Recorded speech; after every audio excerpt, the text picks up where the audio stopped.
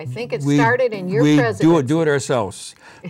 President Ray Waldron, the Minnesota afl-cio, said to me, just as in the hallway, we're having a cup of coffee, you got a couple of terrific raffle ticket salespeople on the council. He said, you ought to have a raffle. I said, how do we do that? He said, you'll find out. And he said, but with Jerry Beadle and Darrell Ray, on your board, you really ought to have a raffle.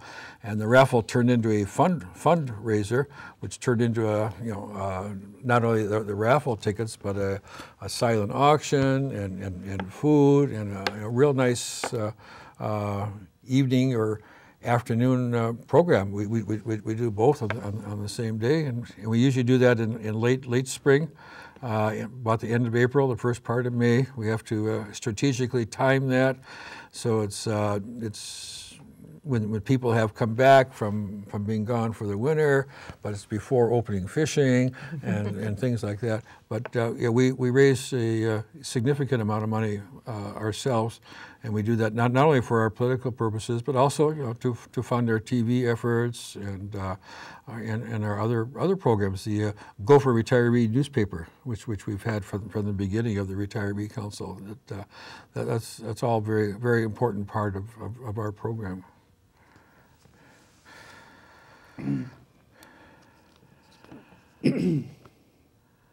So talk a little bit about how important the retiree vote is in any given election.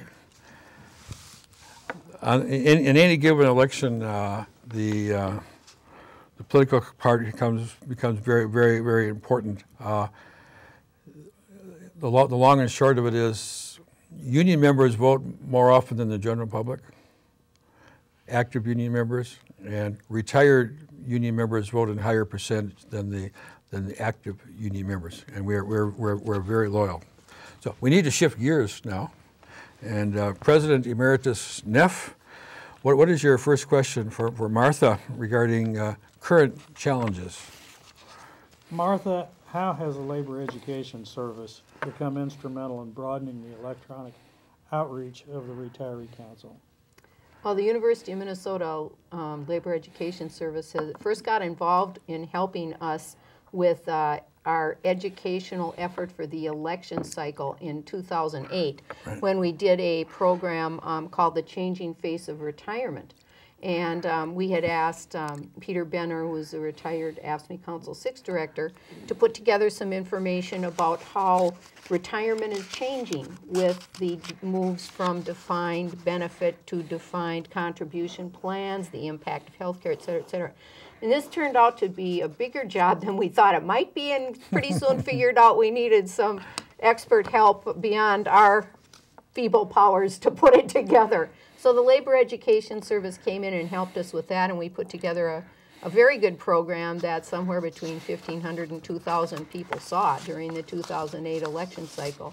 And then just shortly after that, we lost a key volunteer in our Voices program here. Russ Thornell had taken over after Mike Codulboy's death, and he was a critical volunteer. He had changes in his life, and he could no longer do it, and so we had to look at what do we do with Voices.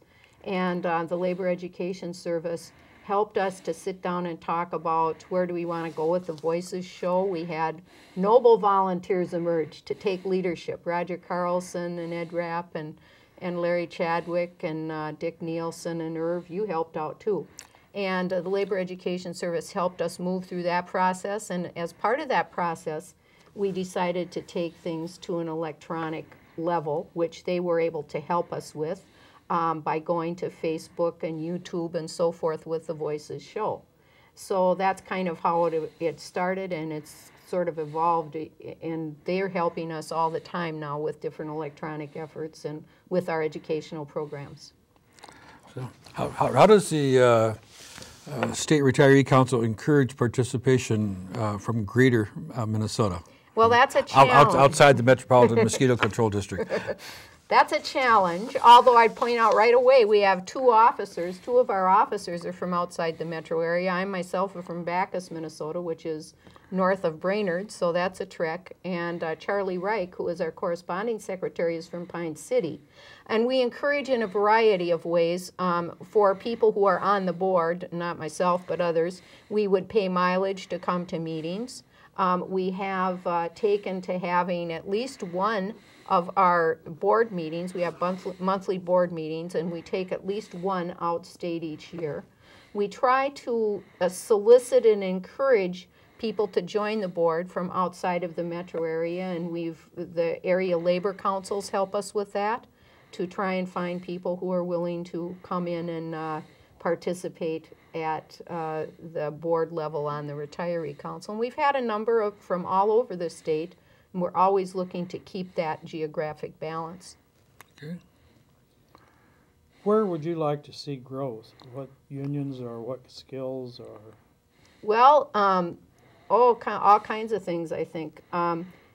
Several areas of growth that we would be looking at trying to help retiree organizations start up around the state as more and more union members are retiring.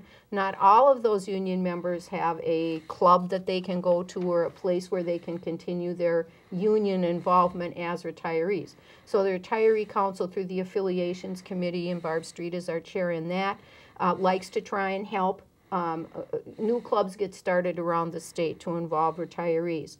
That's one area we're looking for growth. We're always looking to get people from all around the state to come in. We need skills in communications, all kinds of communications, like with the Voices show, with the Go for Retiree, with our educational programs, with building the databases, which is pretty much an electronic thing now, both databases for the rapid response and for our Go for Retiree and everything like that. We need computer skills there, and managing databases, those sorts of things. So many ideas are going through my head, I can't keep up with them. There's so many places we need to grow. The state is willing to go out and work with local retirees. Yes, we'll go out and work with local retiree organizations. In addition to keeping balance of geography on our board, we also like to try and keep all different unions that we can involved on the board. Mm-hmm. We don't have any setup of, certain apportionment out among the board members, but we like to try and see that they're public employee union people, building trades people. We have 2 musicians now. We have people from the auto workers, the machinists. I'm going to be forgetting important things here, but we like to keep a balance of the unions and of the geography, and as many kinds of skills as we can bring into the board. We have such a talented board, so mm-hmm. many people who have done so many things. And it makes it easy to do a lot of work, but sometimes you need to find people to do a kind of work that you have a hole or something like that. So I remember my very first retiree council board meeting I attended as an observer. Erv asked me to come in and just to sit in on the meeting, and I looked around the board. And I saw this person I read about in the Union Advocate, or this person I've seen in person at rallies, or that person over there in the labor review, or this person through my own teacher union, and so forth. I was just amazed at the talent around the board, around the table, yeah. And we've been very fortunate. We have lots of talent, but we have also a huge job to do because we have all of these union people retiring. It's a growth time for retirement and retirees. And so we have all these union retirees out there. We want to help them mm-hmm. to be organized into clubs where they can maintain their union involvement as retirees. We want to help them be educated and communicate with them throughout the election cycles mm-hmm. and get them to be involved in lobbying for things that we need legislatively and so forth. So it's a big job. Okay. Erv, I want to go back to you. A phrase that I learned from you when I go out to do political things. I usually give the double your clout message and talking to active union people. Could you tell us what that double your clout message involves when you're talking to active union leaders? Why they should be involved? At the time that we developed that phrase, double your clout, that was the truth. But as Martha indicates, we're at a time where a lot of more people are going to be retiring. and I think we may be very close to triple your clout Yeah. in terms of the people who can be engaged that are retirees to participate in community and political activities. And it is so very, very important. In the, I was just amazed at the in the 2010 election that 69 or 59% of the general public voted for non-labor endorsed candidates. 59% of retirees voted for non-labor endorsed candidates, and the figures are just turned around for union retirees. That we had 61% of our seniors voting for our endorsed candidates. And that made a big difference. You know, the election of Mark Dayton as governor. You know, the U.S. Senator Al Franken going back to 2008 with his very small margin of 312. That's our union retirees who are doubling the clout of the active members, or almost tripling, as you would say now. The retirees understand that if the actives don't have good jobs, the retirees live very dangerously. Yes. We need their support. So we mentioned just briefly Go for Retiree a while back. Martha, what is the Go for Retiree? Go for Retiree is a newsletter that we put out bi-monthly. That's six times a year. Includes many political articles, plus information about the various activities of the Retiree Council, such as our annual convention, our annual fundraiser that you mentioned, bulletins about the voices and how you can find the voices online, get to the Facebook page, find it on YouTube. So there's just a variety of things that are in there. It's an 8-page piece that we send out either electronically or in the U.S. mail to people. And during the political season in an election year, we always have a pamphlet insert that our affiliates can duplicate and they can distribute among their membership. It will have some kind of a political message, like, for example, it'll be voter registration information, there'll be precinct caucus information, and then at the time that we actually have endorsed candidates, there will be indication of endorsed candidates. So that's the Go for Retiree. And we also have practical articles on scams that we have to be aware of, and things of that nature. Yes. So our award-winning director, Roger Carlson, has been whispering in my ear, and that we just have a short time remaining in our program. Special thanks to the entire crew for making this production possible.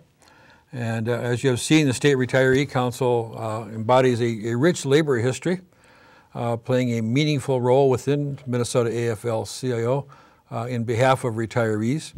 And we're looking forward to the future as we meet new challenges in new ways, but we remain steadfast to the union cause. We are older, we are bolder, and we are standing shoulder to shoulder.